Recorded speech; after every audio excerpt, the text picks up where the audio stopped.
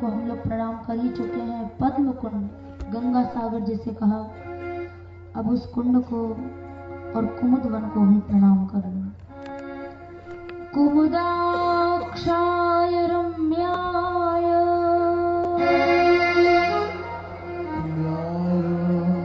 कुमुदाक्षाय रम्याय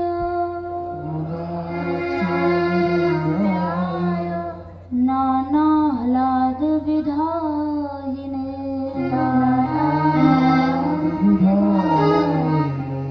नानाह्लाद विधायिने नाना कुमुद कवार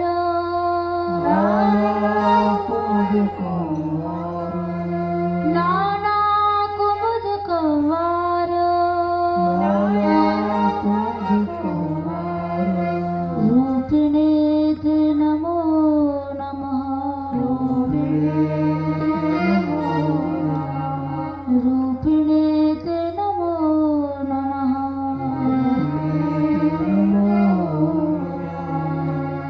गंगा सागर को प्रणाम करो। इंद्राधिदेव गंधर्वैर इंद्राधिदेव गंधर्वैर आकीर्ण विमलार्थिने आकीर्ण विमलार्थिने पद्मकुंडाय ते तुभ्यं पद्मकुंडाय ते तुभ्यं नाना सौख्य प्रदायिने नाना सौख्य प्रदायिने।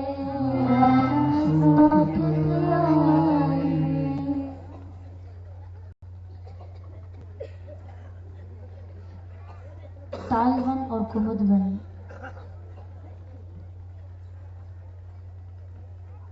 आज की यात्रा में ये दोनों ही प्रमुख स्थान थे।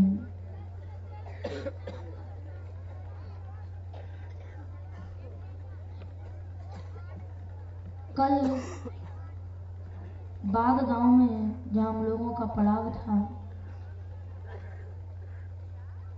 वहां सूत्र रूप में हमने आपको बताया था कि गर्भ संहिता और भागवत जी के अनुसार धेनुकासुर का वध दाऊ जी ने किया और ब्रह्म वैवर्त पुराण के अनुसार श्री कृष्ण ने धेनुकासुर का वध किया।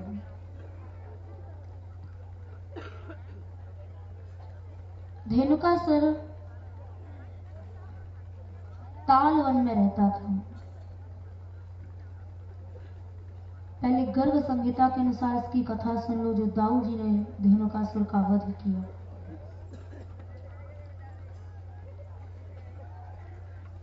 तालवन में धेनुकासुर रहता था। उस असुर के भय के कारण तालवन में कोई आता जाता नहीं था। एक बार गौचारण के लिए कृष्ण बलराम ग्वाल वालों के साथ तालवन पहुंचे तो वहां तार के जो पके पके फल लगे हुए थे, ग्वाल वालों को पके पके फलों की गंध आने लगी। ग्वाल वालों ने दाऊ जी से कहा, दाऊ आज तालवन में हम लोग गौचारण के लिए आए हैं और यहाँ बड़े पके पके फल लगे हुए हैं। इन फलों की गंध आ रही है जिससे हमारी जीभ में पानी आ रहा है। अब तो हमसे रुका नहीं जा रहा, चलो हमें चलकर जल्दी से ये फल खिलाओ। तो दाऊ जी ने ग्वाल वालों को कहा, जाओ तुम लोग फल खा लो, मैं यही तुम्हारी प्रतीक्षा कर रहा हूं। तो ग्वाल वालों ने मना कर दिया। यात्री ध्यान दें, जो ब्रजवासी आ रहे हैं उनको बैठने के लिए आप स्थान दें, अपने बिस्तर पर बिठाएं उनको। एक दो स्वयं सेवक अगर हो तो उनको व्यवस्था से बैठा दीजिए। यहीं बैठ जाइए, जहां आपको स्थान मिले वहां बैठ जाइए, कोई मना नहीं करेगा कोई भी यात्री।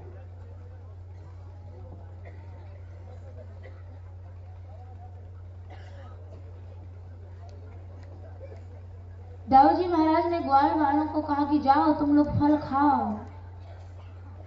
ग्वाल वालों ने कहा दाऊ भैया, यहाँ या वन में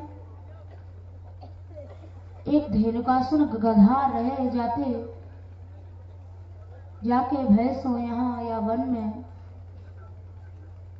न कोई आवे जावे, क्योंकि वो असुर जो है वो नरभक्षी है। तो दाऊ जी ने देखा ग्वाल वाल असुर के कारण भयभीत है। दाऊ जी ने कहा तुम डरो मत, मेरे साथ चलो, मैं तुम्हें उन फलों को खिला कर लाऊंगा। दाऊ जी के साथ सब ग्वाल वाल गए। जाकर ग्वाल वाल वृक्षों पर चढ़ गए, जोर जोर से वृक्षों को हिलाने लगे। जो पके पके फल थे वो नीचे गिरने लगे। बाहुभ्याम कपयन सस्ताल फल संगम निपातयन, अपनी भुजाओं से बहुत सारे फल ग्वाल वालों ने गिराए और गिराकर दाऊ जी ने ऐसी जोर की हुंकार भरी, ऐसी जोर की गर्जना की कि उस गर्जना को सुनकर धेनुकासुर जो सो रहा था उसकी नींद खुल गई। गर्जंश्च निर्भय साक्षात अनंतो अनंत विक्रम। दाऊ जी ने इसीलिए गर्जना की थी कि जितने भी असुर इस वन में हैं वो सब बाहर आए, जिससे हम उनका वध करें, संहार करें। दाऊ जी की गर्जना से धेनुकासुर जो गधा था वो वन से बाहर निकल कर आया। और गधे में आदत होती है दुलत्ती मारने की। आते ही उसने दाऊ जी की छाती पर दुलत्ती मारी, अपने पैरों से प्रहार किया और दुलत्ती मारकर उनके सामने खड़ा होकर रेंकने लगा। दाऊ जी महाराज ने उसकी दोनों पिछली टांगों को पकड़कर बड़ी जोर से आकाश में घुमाया और घुमाकर उसे ताड़ के विशाल वृक्ष पर पटक दिया। फिर से खड़ा हुआ, दाऊ जी से फिर से बड़ा युद्ध होने लगा। ऐसा लगने लगा मानो दो हाथी लड़ रहे हैं। सभी देवता उस युद्ध को देखने के लिए चारों ओर वन के खड़े हो गए। उसके बाद दाऊ जी को ससुर ने 1 योजन पीछे तक धकेल दिया, 4 कोस पीछे धकेल दिया। ऐसा बलवान था। दाऊ जी ने क्रोध में भरकर उसे पकड़ लिया, उसकी दोनों भुजाओं को पकड़कर आकाश में घुमाया और घुमाकर जैसे ही जमीन पर पटका तो उसका जो मस्तक था वो फट गया। बहुत देर तक वो असुर वहां मूर्छित पड़ा रहा। होश आया, दैत्य रूप में उसने अपने 4 सींग प्रकट कर लिए। सींगों से पृथ्वी को खोदने लगा। सोचा कि आज इतना गहरा गड्ढा खोदूंगा कि जितने भी ग्वाल वाल हैं इन सबको इस गड्ढे में दबा दूंगा। सबके सब ग्वाल वाल वहां से भाग गए। लेकिन ग्वाल वालों ने सोचा कि दाऊ भैया इस समय संकट में हैं तो उनको अकेला छोड़ना उचित नहीं है। ग्वाल वाल केवल चोरी करके माखन खाने वाले ही नहीं थे, बड़े शक्तिशाली भी थे। स्तोका पाशेन तम दैत्यम स तताड़ महाबलम क्षेपणैर्नार्जुनो शुश्च दैत्यम लत्तिकया खलम। स्तोक कृष्ण नामक सखा ने धेनुकासुर के ऊपर पाश से प्रहार किया। अर्जुन नाम के सखा ने क्षेपण माने गुलेल से प्रहार किया। अंशु सखा ने उस गर्दवाकार दैत्य के ऊपर लात मारी। जो विशालर्षभ सखा थे उन्होंने अपने पैर से धेनु को बड़ी जोर से ठोकर मारी। वरुथ नाम के सखा ने, उनके हाथ में गेंद थी, गेंद खेल रहे थे, जिसके हाथ जो पड़ा उसी से प्रहार किया, बड़ी जोर से गेंद का प्रहार किया। तब तक श्री कृष्ण दौड़ते हुए आए। ठाकुर जी ने उसी समय दैत्य को उठाया और उठाकर गिरिराज पर्वत पर फेंक दिया। इससे 2 घड़ी तक वो मूर्छित रहा। फिर जब उसे होश आया तो उसने गिरिराज पर्वत को उखाड़ लिया और श्री कृष्ण के ऊपर गिरिराज पर्वत को फेंक कर मारा। लेकिन ठाकुर जी ने गिरिराज जी को जैसे गेंद पकड़ते हैं उसी प्रकार गेंद की तरह उस पर्वत को पकड़ लिया और पुनः उस स्थान पर स्थापित कर दिया। इसके बाद बलराम जी ने उसकी दोनों सींगों को पकड़कर बड़ी जोर से आकाश में घुमाया। आकाश में घुमाकर जब पृथ्वी पर पटका तो वो मूर्छित हो गया। मूर्छा अवस्था में ही बलराम जी ने उसके ऊपर मुक्कों का प्रहार किया। ऐसे मुक्के मारे कि बस उन घूसों से ही उसका काम समाप्त हो गया। इसके बाद उसके मृत शरीर से एक दिव्य पुरुष प्रकट हुआ। लाखों पार्षद उसके चारों ओर खड़े हुए थे। रथ पर चढ़कर उसने कृष्ण और बलराम दोनों की प्रदक्षिणा की और उसके बाद ठाकुर जी की इच्छानुसार वो गोलोक धाम को चला गया। तो ये गर्ग संहिता के अनुसार दाऊ जी ने इस प्रकार से धेनुकासुर का वहां ताल वन में वध किया। ये कथा गर्ग संहिता में देवर्षि नारद जी राजा बहुलाश्व को सुना रहे हैं। इस कथा को सुनकर राजा बहुलाश्व ने नारद जी से प्रश्न किया कि देवर्षि, ये धेनुकासुर पूर्व जन्म में कौन था? तब वह नारद जी ने बहुलाश्व राजा को बताया कि हे राजन, ये धेनुकासुर पूर्व जन्म में राजा बलि का पुत्र था जिसका नाम साहसिक था। एक बार 10,000 स्त्रियों को साथ लेकर ये गंधमादन पर्वत पर उनके साथ रमण कर रहा था, विहार कर रहा था। उसी पर्वत की किसी कंदरा में दुर्वासा ऋषि तपस्या कर रहे थे। वहां ये साहसिक हजारों स्त्रियों को साथ लेकर जब रमण करने लगा तो गान नृत्य प्रारंभ हुआ। नृत्य में उनके नूपुरों की ध्वनि भी होने लगी। उस ध्वनि से दुर्वासा जी का जो ध्यान था वो भंग हो गया। दुर्वासा ऋषि कंदरा से बाहर निकले। बड़ा दुबला पतला शरीर था, खड़ाऊ पहने हुए, बड़े तपस्वी थे। जब कंदरा से बाहर आए, क्योंकि शारीरिक शक्ति से अधिक बड़ी होती है तपस्या की शक्ति, तब का ऐसा प्रभाव था। दुर्वासा जी का जब ध्यान भंग हुआ तो उन्होंने क्रोध में आकर उसे शाप दे डाला। बोले, अरे तू राजा बलि का पुत्र होकर इस प्रकार से नीच काम कर रहा है, जा मैं तुझे शाप देता हूं। तूने गधे की तरह निकृष्ट काम किया है, भोग भोगा है, जा पशु योनि में भी नीच गधा योनि तुझे प्राप्त हो। उसके बाद उत्तिष्ठ गर्दभाकार गर्दभो भव दुर्पते वर्षाण तू चतुर्लक्षम व्यतीते भारते पुनः। शाप को सुनकर जो साहसिक था दुर्वासा जी के चरणों में गिर पड़ा। बोला, ऋषि मेरे से अपराध हुआ, आप मुझे क्षमा कर दें। ऋषियों का स्वभाव, महात्माओं का स्वभाव दयालुता का होता है। उन्होंने देखा ये शरण में आ गया है, क्षमा मांग रहा है, तो दुर्वासा जी ने कहा कि वर्षाणाम तू चतुर्लक्षम, मेरा कथन असत्य नहीं हो सकता है, इसलिए गधा तो तुझे बनना पड़ेगा, लेकिन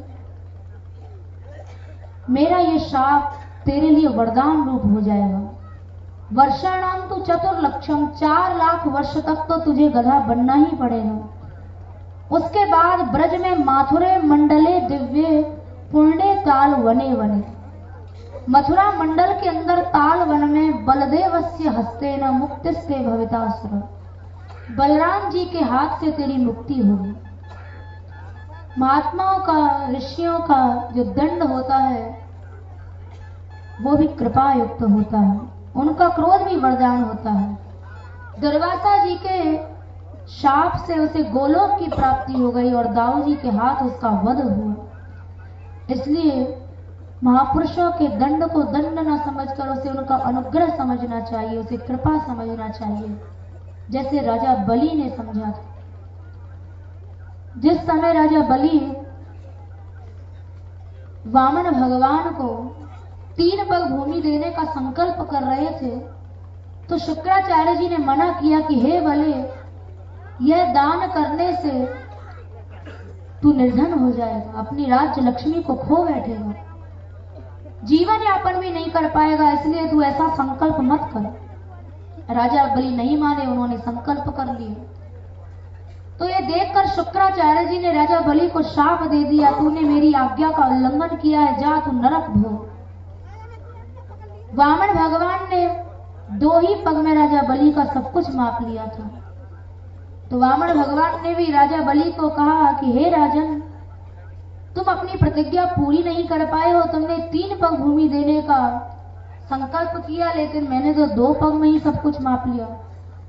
तुम्हारे गुरु की भी इच्छा है, जाओ तुम नरक भोगो, तुम्हारे गुरु ने तुम्हें शाप भी दे डाला। तो वहां राजा बलि ने प्रभु को कहा, भगवान पुंसाम श्लाघ्यतमं मन्ये दंडम अर्हतमार्पितम यम न माता पिता भ्राता सुरदश्चादशंति। प्रभु, मुझे अपने गुरु के दंड से कोई व्यथा नहीं है, क्योंकि गुरुजनों का दंड सदा जीव के हित में होता है, उसके कल्याण के लिए होता है। ये दंड आसक्ति में बंधे होने के कारण न मां दे सकती है, न पिता दे सकता है, न भाई दे सकता है। जीव के कल्याण के लिए दिया जाने वाला दंड तो केवल गुरु ही दे सकते हैं। तो उन्होंने अपने गुरु के शाप को कृपा समझा। वैसे ही नाग पत्नियों ने, जब भगवान ने कालिया नाग के ऊपर चढ़कर तांडव नृत्य किया, जिससे उसे रक्त की उल्टियां हुई, वो बेहोश हुआ, उसके फनों के सैकड़ों टुकड़े भगवान ने कर दिए। तो वहां नाग पत्नियों ने भगवान को कहा, प्रभु अनुग्रहोयम भवतः कृतोहिनो दंडो सताम थे कलु कल्मशापः यत् दंडशु कत्वममुष्य देहिनः क्रोधोपि ते अनुग्रह एव सम्मतः। नाग पत्नियों ने भगवान को कहा, प्रभु ये तो आपकी बहुत बड़ी कृपा हुई है, अनुग्रहोयम, ये आपका बहुत बड़ा अनुग्रह हमारे ऊपर हुआ है, क्योंकि दंड रूपी जो कृपा होती है उससे सबसे बड़ी बात है कि ते खलु कल्मशाप, मनुष्य के अंदर जितने भी कलमश होते हैं, जितने भी पाप होते हैं, वो उस दंड से नष्ट हो जाते हैं। इसलिए क्रोधोपि ते अनुग्रह एव सम्मतः। यदि महात्मा लोग क्रोध भी करते हैं, दंड भी देते हैं, तो उसको उनका अनुग्रह मानना चाहिए, उनकी कृपा मानना चाहिए। दुर्वासा ऋषि ने राजा सासिक को शाप दिया, तो वो शाप उसके लिए वरदान स्वरूप हो गया। दाऊ जी के हाथों उसका वध हुआ और उसे गोलोक धाम की प्राप्ति हुई। तो गर्ग संहिता के अनुसार दाऊ जी ने उसका वध किया और ब्रह्म वैवर्त के अनुसार श्री कृष्ण ने धेनुकासुर का वध किया। कल्प भेद से दोनों ही कथाएं ठीक है, क्योंकि हरि अनंत, हरि कथा अनंता। ब्रह्म वैवर्त के अनुसार भी जो कथा है, ठाकुर जी ने जो उसका वध किया, उसे भी सुन लो। कृष्ण बलराम सखाओं के साथ जब तालवन में गए, तो ग्वाल बालों ने श्री कृष्ण को कहा, कन्हैया आज तो ऐसी जोर की भूख लग रही है कि चलो भी ना जा रहा, पास में ही तालवन है, बड़े पके पके फल लगे हैं, चल हमें चल के फल खाओ। तो ठाकुर जी ने भी ग्वाल वालों से कहा कि जाओ तुम फल खाओ। ग्वाल वालों ने मना कर दिया, बोले कन्हैया हम तेरे बिना नहीं जाएंगे। पूछा क्यों? तो बोले वहां धेनुकासुर गधा रहे, जाके मारे, जाके भैंस, वहां कोई ना जाए, अगर हम हम वहां गए तो ये निश्चित है कि वो असुर हमें खा जाएगा, तो तेरे बिना हम फल खावे ना जाएंगे। ठाकुर जी हंस गए, बोले चलो मैं फल खिलाता हूं। श्याम सुंदर ने कहा ग्वाल वालों को तुम डरो मत। वहां जाकर ग्वाल वालों ने खूब फल खाए। जब पेट भर गया तो वृक्षों को हिला हिलाकर गिराने लगे। वृक्षों के गिरने की आवाज से धेनुकासुर जो कंस का सखा था, सो रहा था, वो जाग गया और जाग कर उन सब ग्वाल वालों को खाने के लिए मुंह फैलाकर दौड़ा। उसको देखते ही जितने ग्वाल वाल थे सब के सब भयभीत हो गए, रोने लगे। इतना भय लगा, बोले कन्हैया ये तो साक्षात मृत्यु दिखाई दे रहा है, जल्दी से आकर हमारी रक्षा कर। और वहां ब्रह्म वैवर्त पुराण में लिखा है कि यह कीर्तन वहीं से निकला है। ग्वाल वाल वहां भयभीत होकर कृष्ण को पुकारने लगे, कृष्ण कीर्तन करने लगे। श्री कृष्ण गोविंद मुरारे, हे नाथ नारायण वासुदेव।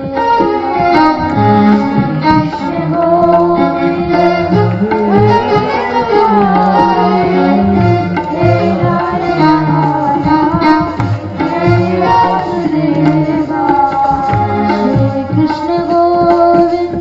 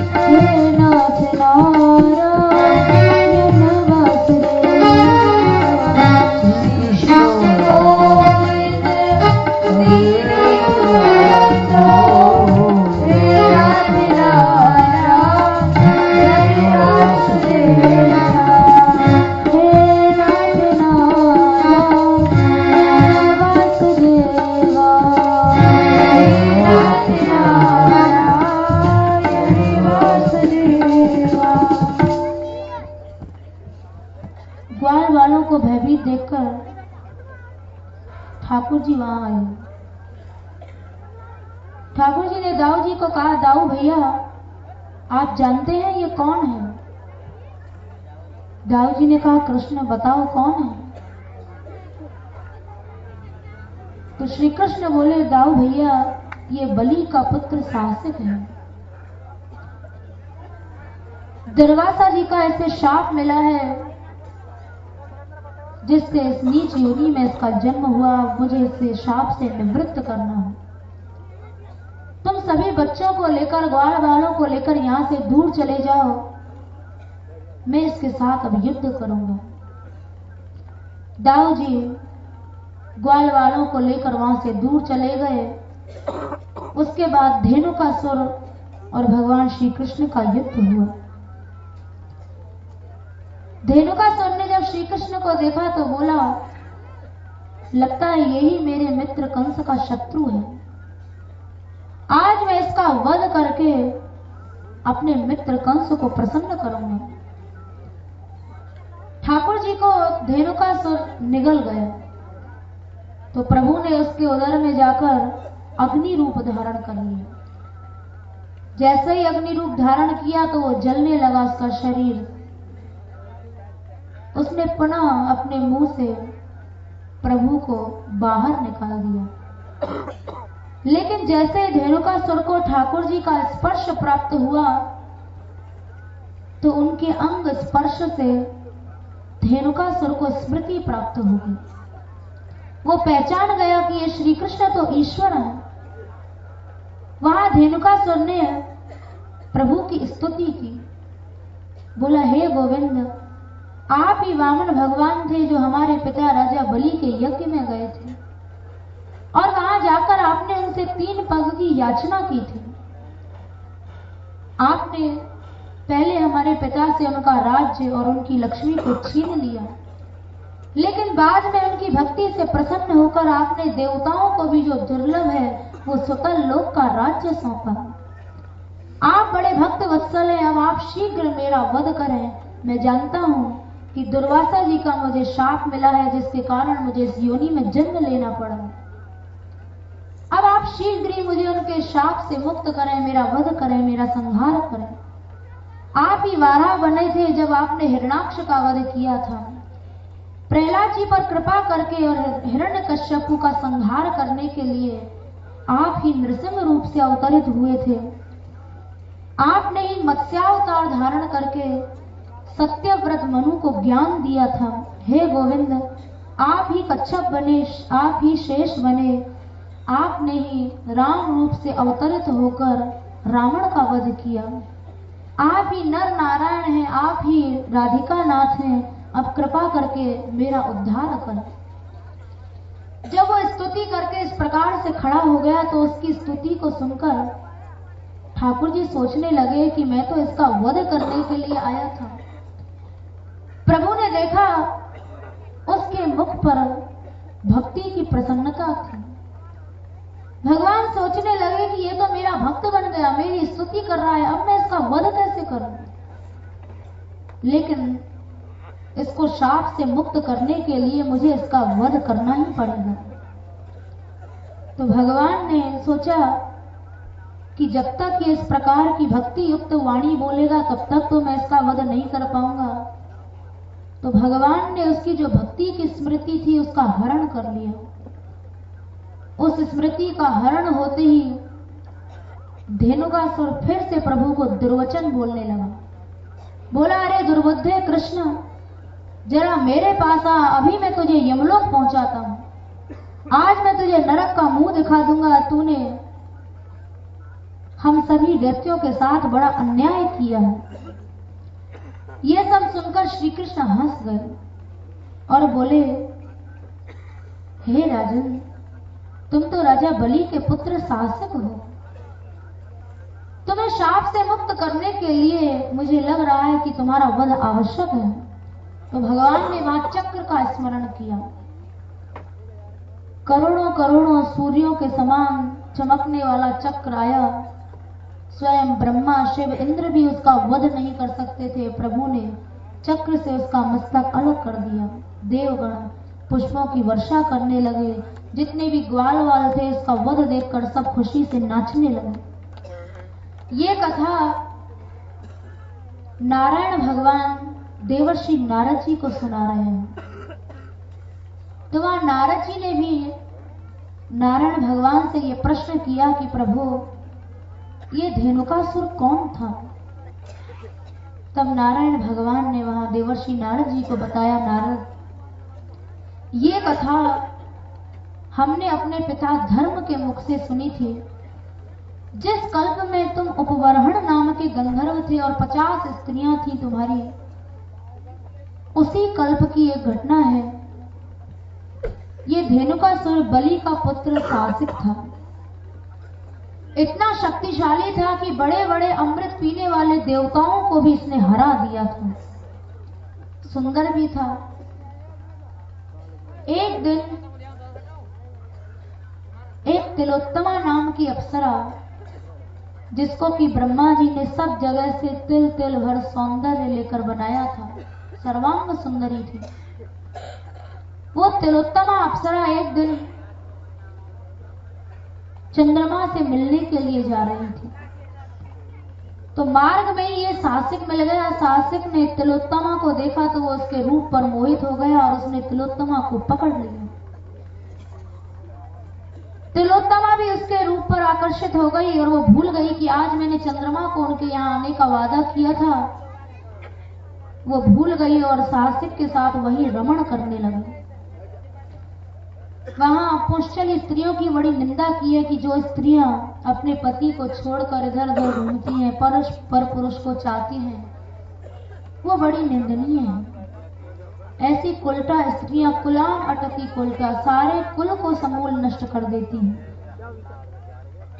तो साहसिक और तिलोत्तमा दोनों वहां विहार करने लगे। जब भोग का आवेश आता है तो मनुष्य चेतना शून्य हो जाता है, उसके अंदर निर्लज्जता आ जाती है। साहसिक और तिलोत्तमा दोनों ही भोग के आवेश में ऐसे निर्लज्ज बन गए कि वहां से दुर्वासा जी निकले।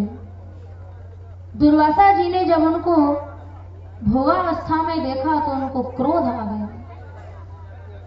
क्रोधित होकर ऋषि ने कहा, अरे मूर्ख, पशुओं को छोड़कर मनुष्य भी मैथुन कर्म में लज्जा करते हैं, लेकिन तू तो इस भोग के आवेश में ऐसा निर्लज्ज बन गया कि पशुओं की तरह भोग भोग रहा है। जा, मैं तुझे शाप दे रहा हूं, तू गधों की तरह भोग भोग रहा है तो तुझे गधा योनि की प्राप्ति होगी। ये शाप सुनकर साहसिक चरणों में गिर पड़ा, ऋषि मुझे क्षमा कर दे, मेरे से अपराध हो गया। तिलोत्तमा की ओर उन्होंने क्रोधपूर्ण दृष्टि से देखा तो तिलोत्तमा का शरीर कांपने लगा। तिलोत्तमा भी उनके चरणों में गिर पड़ी। दुर्वासा ऋषि से क्षमा मांगने लगी, बोली, ऋषिवर, साधारण स्त्रियां भी कामातुरा होती हैं, मैं भी उन साधारण स्त्रियों में से ही हूं, इसलिए आप मेरे अपराध को क्षमा कर दें। तो दुर्वासा ऋषि को उन दोनों की स्थिति देखकर दया आ गई। उन्होंने साहसिक को कहा, साहसिक, तुझे गधा तो बनना ही पड़ेगा, लेकिन मेरा ये शाप तेरे लिए वरदान हो जाएगा। तू जा, इस योनि से ताल वन में रहे, वहां श्री कृष्ण के द्वारा तेरा उद्धार हो। तिलोत्तमा से बोले, तू जा और दानवी बन। लेकिन अप्सरा योनि जो होती है वो देव योनि में आती है। भोग के कारण तिलोत्तमा को देव योनि से दानवी बनना पड़ा। लेकिन दुर्वासा ऋषि ने जब देखा कि बार बार वो चरणों में गिरकर क्षमा मांग रही है तो उनको दया आ गई। बोले, तू चिंता मत कर, तू दानवी तो अवश्य बनेगी, क्योंकि मेरा कथन असत्य नहीं हो सकता है। लेकिन ठाकुर जी के जो पौत्र हैं उनकी तू वधू बनेगी, अनिरुद्ध की तू वधू बनेगी और बाणासुर की पुत्री बनेगी। इस तरह से तुझे भी कृष्ण प्राप्ति हो जाएगी। शाप रूपी वरदान पाकर वे दोनों बड़े प्रसन्न हुए। उसके बाद वो बाणासुर की पुत्री उषा बनी, जिसका विवाह अनिरुद्ध के साथ हुआ। ये ब्रह्मवैवर्त के अनुसार श्री कृष्ण ने जो धेनुकासुर का वध किया था, ये वो कथा थी। तालवन में जहां वेत्र गंगा का हम लोगों ने दर्शन किया, वेत्र गंगा की कथा भी गर्ग संहिता में मिलती है। वृंदावन खंड में इसका उल्लेख मिलता है कि रास के पूर्व प्रभु एक बार गिरिराज पर्वत पर आए। वहां गिरिराज पर्वत से होते हुए चंद्र सरोवर गए, उसके बाद तालवन पहुंचे। तस्मात् तालवनम प्रागात् श्री कृष्णो राधिका पति। जब वहां रास हुआ तो उस रास में ब्रज गोपियों को प्यास लगी। ऊंचू रासेश्वरम रासे कृताम जली पुरा शनि, दूरम वही यमुना देव तृषा जाता परम हीना। तो गोपियों ने कहा, हे नाथ, हे देव, यमुना जी तो यहाँ से बहुत दूर हैं, लेकिन हम सभी गोपियों को बड़ी प्यास लगी है, जल्दी से हमारी प्यास को बुझाओ।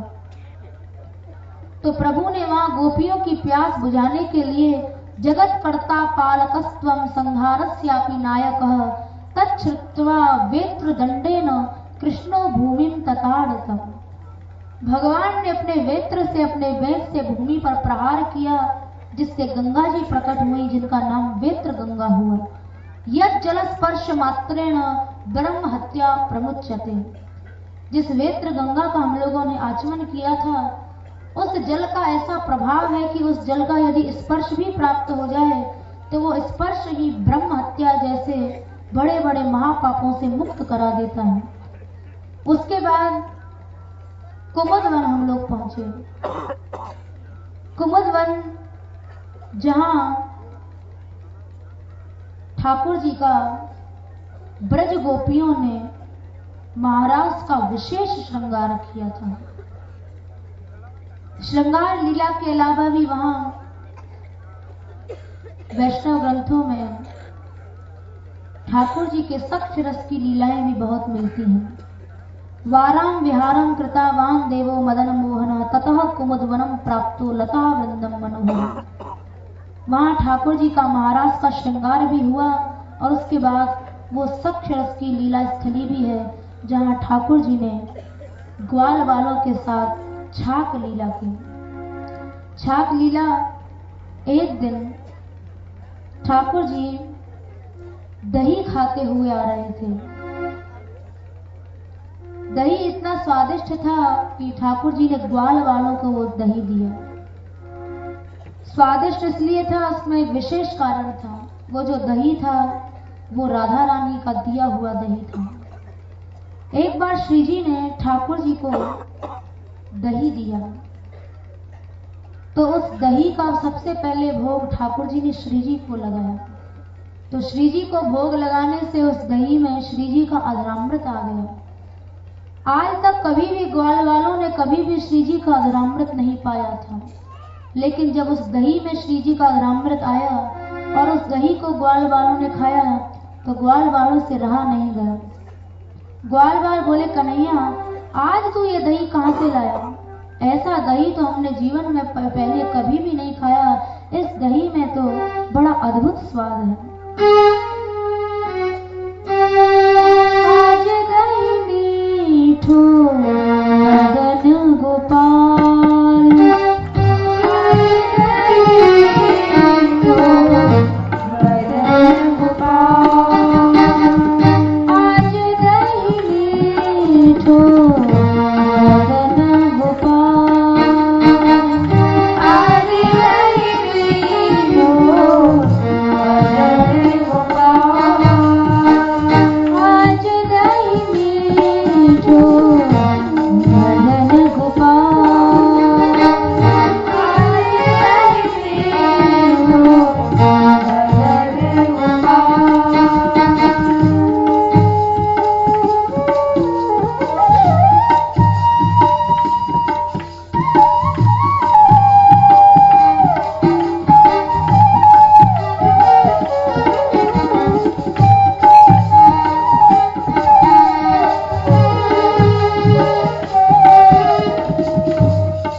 श्याम सुंदर से ग्वाल वालों ने दही मांगा। कन्हैया ला और दही दे, दही तो बड़ा मीठा है। तो ठाकुर जी बोले, ग्वाल वालों खाओ, ये दही तो मेरा झूठा है। ग्वाल वालों ने कहा, कन्हैया कोई बात नहीं है, झूठा हुआ तो क्या है, इसमें तो आज बड़ा अद्भुत स्वाद है। निश्चित ही राधा रानी का धरामृत इसमें है जिसके कारण आज दिव्य स्वाद आ रहा है। ला कन्हैया जरा सा दही तो चखा, हम तेरा झूठा ही खा लेंगे पर थोड़ा सा दही तो दे। गिड़गिड़ा के मांगने लगे। भावत मोही तिहारो झूठो, भावत मोही तिहारो झूठो, भावत मोही तिहारो झूठो, भावत मोही तिहारो झूठो, चल नयन विशाल, चल नयन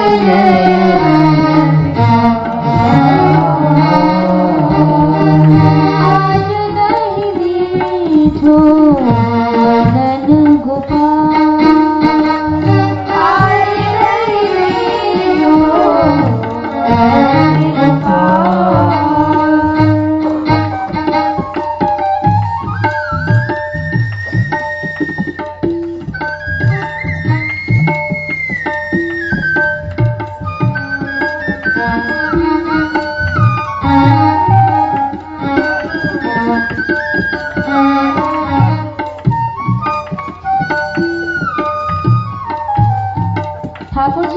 ग्वाल वालों से, अच्छा तो तुम मेरा झूठा ले लोगे? ग्वाल वालों ने कहा हाँ कन्हैया तेरा झूठा ले लेंगे, ला दे तो सही।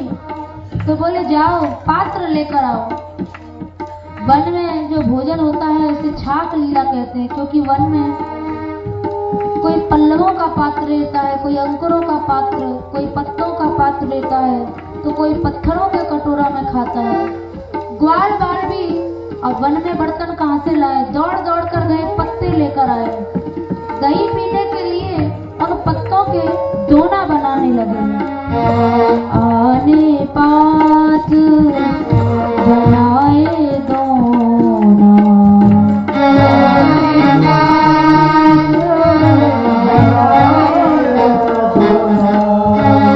आने पात बनाए दोना,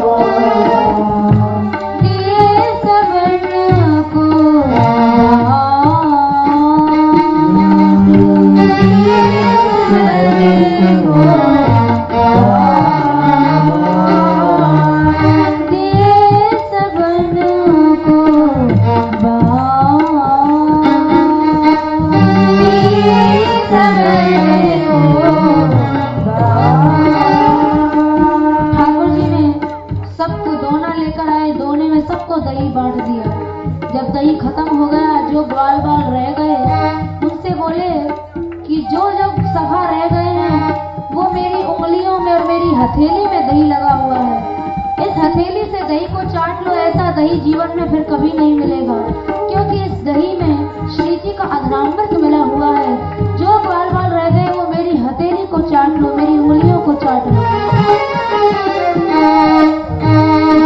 नहीं पायो सुनो रे मेरे भैया, नहीं पायो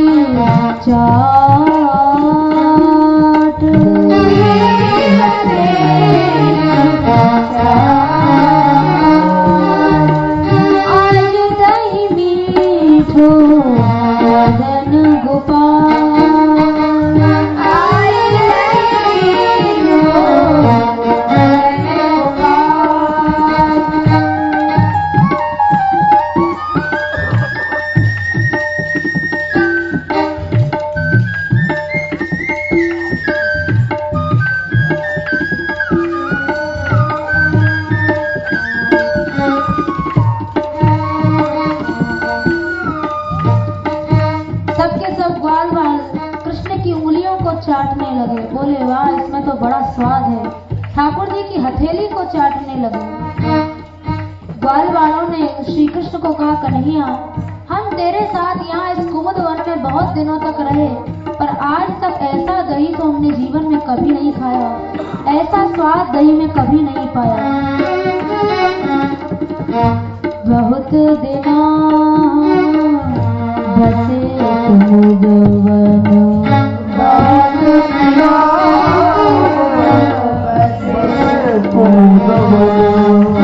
बहुत दिना हम बसे कुमुद वन,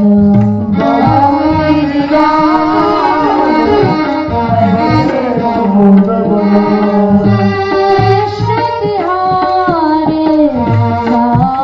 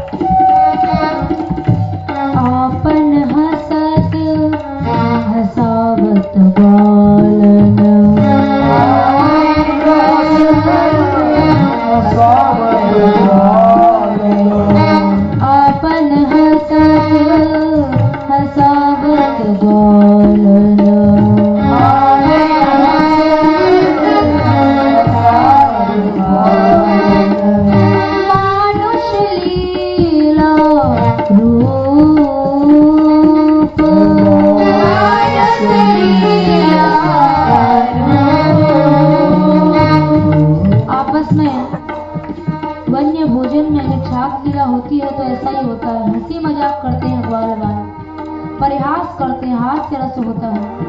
जैसे बच्चा हंसता है, बच्चा खेलता है, वैसे ही प्रभु नर लीला में छोटे बालक हैं तो ग्वाल बालों के साथ खूब हंसी मजाक कर रहे हैं और भोजन कर रहे हैं। लेकिन उस रूप में भी ऐसा नहीं है कि उनकी प्रभुता छिप जाती है। परमानंद स्वामी कहते हैं कि प्रभु नर लीला में भी हमने आपको पहचान लिया। परमानंद प्रभु हम सब जानत, परमानंद प्रभु हम सब जानत, परमानंद प्रभु हम सब जानत, परमानंद प्रभु हम सब जानत, त्रिभुवन के भूप, त्रिभुवन के त्रिभुवन के भूप,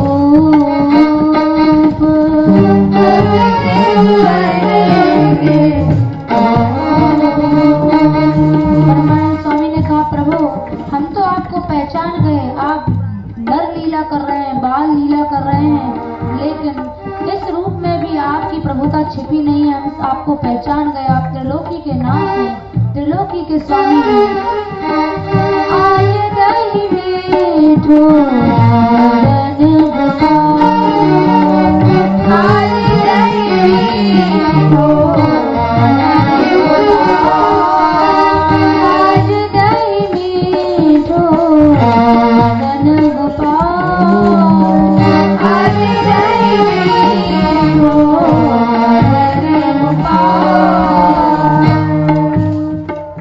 ये लीला भी कुमुदवन में हुई। इस तरह से कुमुदवन महारास और सक्षरस दोनों की भूमि है।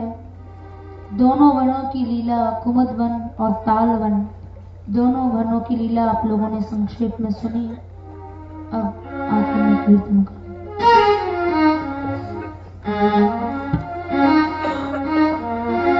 राधे गोविंद गोविंद राधे, राधे गोविंद गोविंद राधे,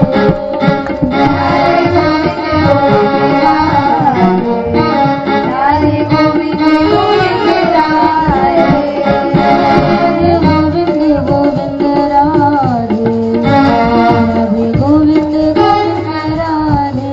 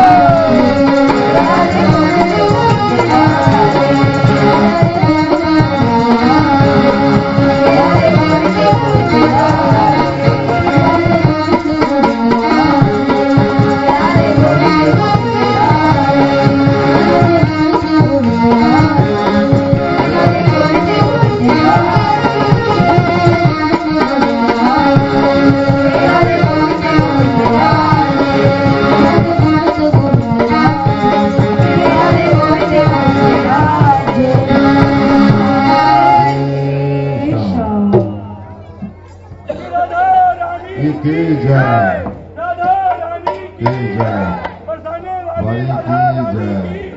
बैठ जाओ भैया, सब लोग बैठ जाइए।